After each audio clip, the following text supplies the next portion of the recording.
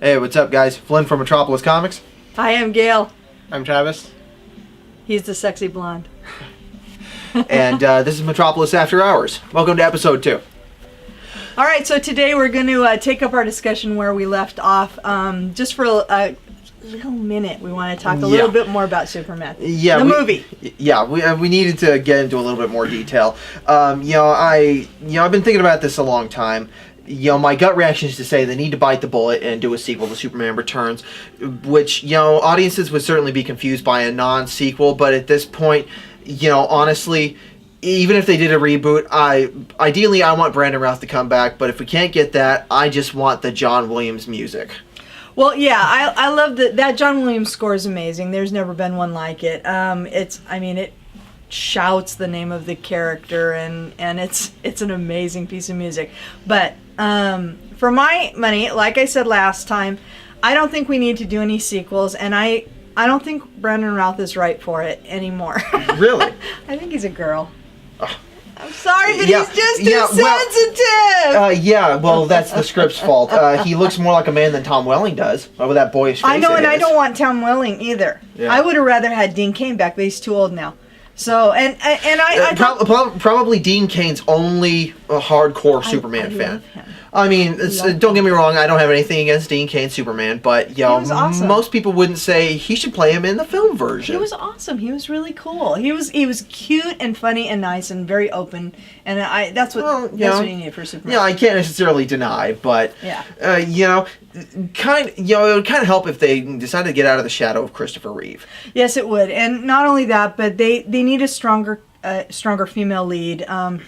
Kate Bosworth was not really up to the role. Absolutely a failure. As far as I'm concerned, the best live-action Lois Lane we've had is Terry Hatcher. Yeah, except for Noelle Neal way back in the day, But she was good. As far as I'm concerned, didn't have the looks exactly. But she had the right attitude, and that's what it's about with Lois Lane. You gotta have the attitude. That's absolutely the truth. But I've always thought Lois Lane should be this really, really just downright cute, drippingly sexy. As far as I'm concerned, can you have both? Cute and drippingly sexy? What do you think? What Travis is? But I've always said the person that should be Lois Lane, although she's a little too old for it now, is Courtney Cox. Yeah, Courtney Cox would have been great. Is Lois Lane. Yeah, she would have been great for it. I thought she was really had the right look and the right attitude, but what do we know? Okay, so moving on. What are they doing right? What are they doing wrong with comic book movies? Right now, I think what they're doing right is Iron Man, and what they're doing wrong is Wolverine. see, there's where I disagree. When I first saw Wolverine, I hated it too. What about you? Did you see it? Yeah, I hated it. Did you like it? You hated it.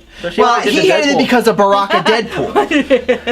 And I agree Deadpool was done wrong at the end, though they, complaining about inaccuracies in a comic book movie is almost not worth doing anyway. You can't do it because it's got to be its own. It's got to be its own entity. Now, there are glaring things that be changed.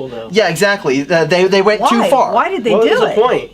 Yeah. They could have used that to lead up to the Deadpool movie. For a third act major confrontation, but that's the interesting thing. Lauren Shula Donner, the producer of Deadpool, says that for the Deadpool movie they're going to do something of a reboot. They're going to act as if Wolverine never happened, which, who knows, that kind of ties into the way the Deadpool comics are. They're kind of silly, and they break the fourth wall, and they, mess with their own continuity just for the joke of it. But, when I first saw Wolverine, I hated it because of the changes to the continuity, but I soon realized that the X-Men movies have never been done perfect anyway. Well, nobody's going to do a perfect job with anything because you've got years and years and years here's of continuity. The thing. There's beyond perfect. There's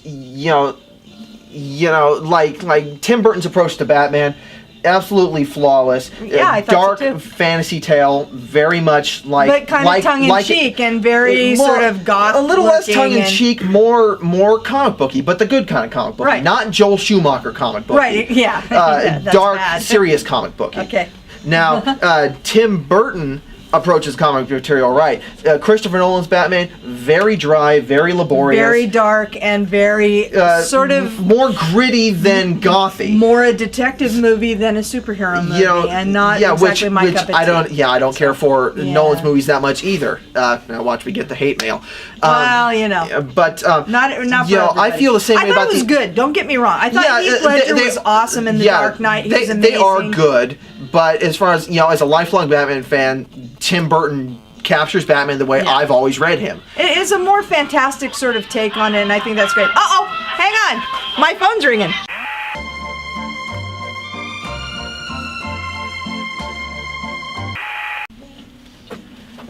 Anyway, where were we?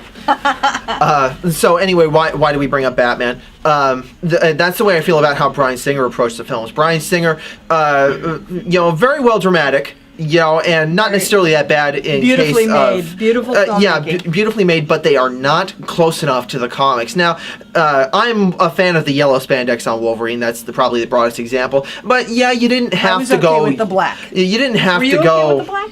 Yellow. I would have liked the yellow. Would you really? The yellow would have been. See, because people like Jon Favreau, when they make something like Iron Man, Jon Favreau stuck to the comics, and basically his approach to it was, I'm going to do this like the comics. If you don't like it, too bad.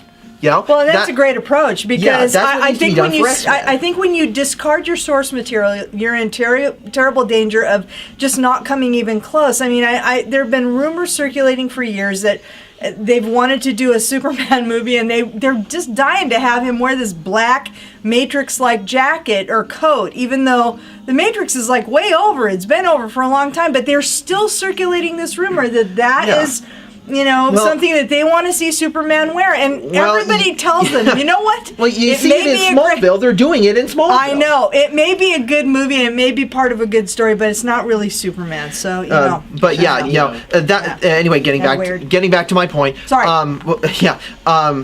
Wolverine felt much more like X-Men 3, felt more like the X-Men comic books.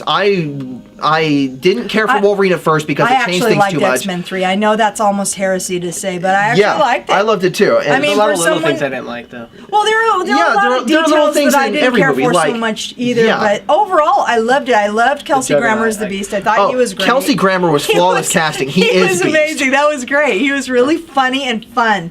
So I loved that, and I thought that the story was well told, and it was clear and easy to follow, and that's one thing that I hate about a lot of modern movies right now, especially superhero movies, is that for some reason the director thinks they've got to throw so much stuff comic book films at the screen that you can't tell what's going on anymore. You can't see the action anymore. So I don't comic like book films since Christopher Nolan hit the scene have become pretentious. They think they're better than they are. Now, that does not mean comic book films should be stupid, but they need to remain fun, because after all, they're comic books. Right, exactly. And that's what I liked about Wolverine. Wolverine, not only was Hugh Jackman actually much more like the character this time around, which he hasn't been in the first 3. And I love him, by the way. I love Hugh Jackman as Wolverine. I think he's great. I did not care for him until Wolverine. Yeah. No, for me, he didn't really nail the character until the film Wolverine. Oh, really? No, I wasn't dark enough. Great. Oh, see, I thought he was just fine. Nah, he was, especially in X-Men 3, where they basically made him Cyclops and made him leader of the team. That's not Wolverine. No, not really, but he was still awesome. And he rocked. See, in the first 2 films, they made him too much of a smartass. He's not dark enough. Wolverine, he was dark enough, and Liev Schreiber is Sabretooth. He walked out of the comic books. Too. So he's a great actor. When I saw Wolverine a second time, I was blown away at just how much better it was, because it was less like Bryan Singer and more like Brett Ratner. It was just a lot of fun. It felt like the Wolverine comics, which, X-Men 1 and 2 didn't really feel like the X-Men comics much. No, but they were still really good. The thing is that I thought X-Men 3 was well made and well done too, and it really gets a lot of flack. It really gets a lot of disrespect from in the fanboy world, if you don't make it exactly how a certain fanboy wants it, it's crap. I know, and that's what's really sad. It's like, way to wring the joy out of everything, guys. I mean, could you accept the film version for what it is? You must accept the film version. All right, this is the end of part 1. Join us for part 2 of After Hours 2, Electric Boogaloo.